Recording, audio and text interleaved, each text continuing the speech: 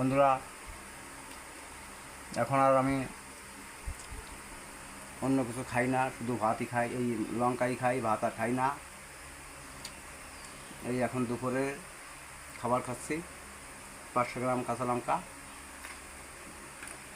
এটি আমার কাছে সবচেয়ে টেস্টি লাগে।